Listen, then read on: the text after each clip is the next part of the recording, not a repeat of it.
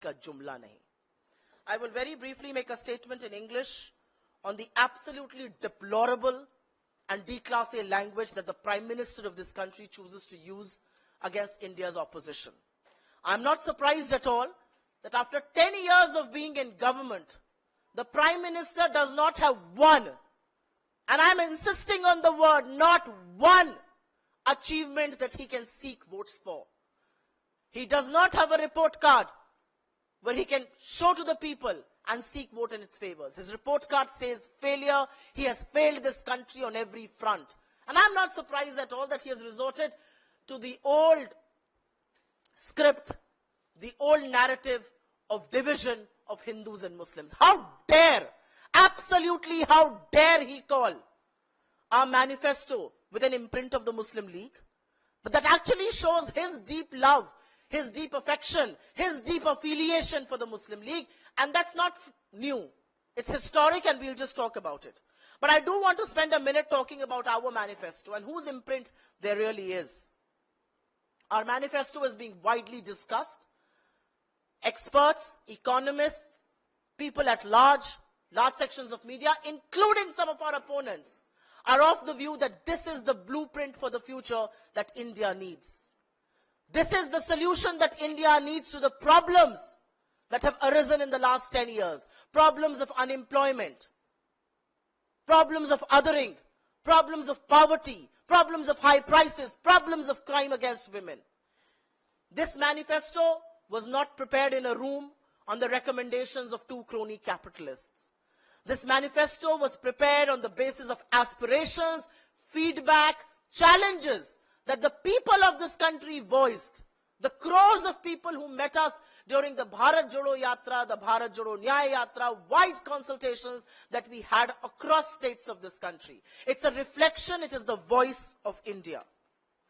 And I will take a minute to just talk about the imprint that one sees on our manifesto. Our manifesto is largely built on 5 pillars, and those pillars are pillars of justice as far as the youth is concerned: Yuva Nyay, Kisan Nyay, Nari Nyay, Shramik Nyay, and Bhagidari Nyay.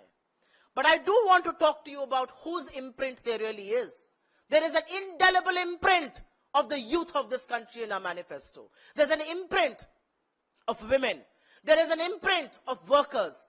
There's an imprint of the farmer. There is an imprint of people who find themselves at the absolute margins of our society, and we will ensure their greater representation. It has the innumerable people being represented in our manifesto. It has the imprint of those who have become poorer.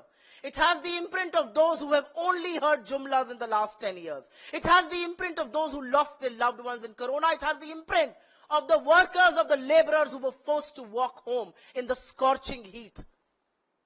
It has the imprint of small and medium enterprises who were forced to shut down because of Modi's misgovernance. It has the imprint of the rights of people that were denied, and instead coffers of the rich that were filled.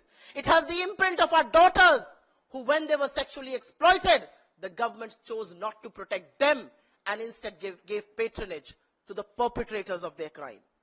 It has the imprint of 700 farmers who made the supreme sacrifice while demanding the MSP.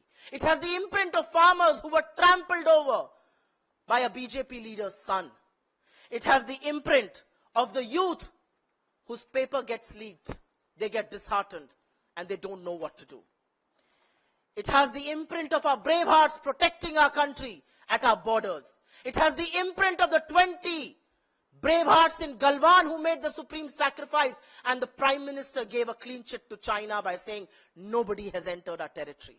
It has the imprint of the supreme bravery and courage of our armed forces, who are constantly denied their place, their position, and their power by the kind of statements that India's Minister for External Affairs and the Prime Minister make.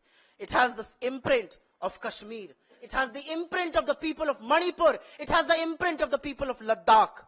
And last but not the least, it has the imprint of those government institutions on the foundation of which our country has been built. Institutions that have been consistently sold by Narendra Modi. But let me quickly remind you of this deep love and affection that Mr. Modi has for the Muslim League. It's not newly acquired. Ye naya mohabbat nahi hai, ye purani mohabbat hai. And this love emanates from the ideological ancestors of the BJP. If you remember in 1942, when India was on the roads, when India was pushing the British away during the Quit India movement, and do or die was the mandate that we lived by, Shama Prasad Mukherjee was running a government in Bengal, and his like-minded people were running governments in Sindh and in Northwest Pradesh province with the Muslim League. And they were also giving written suggestions to the British on how to curb this movement. The reality is that our manifesto is an answer to problems that people in this country face today. People in this country face problems of unemployment. This talks about 30 lakh government jobs. This talks about an apprenticeship program under which a graduate or a diploma holder can get an apprenticeship of 1 lakh for a year. It talks about a stringent law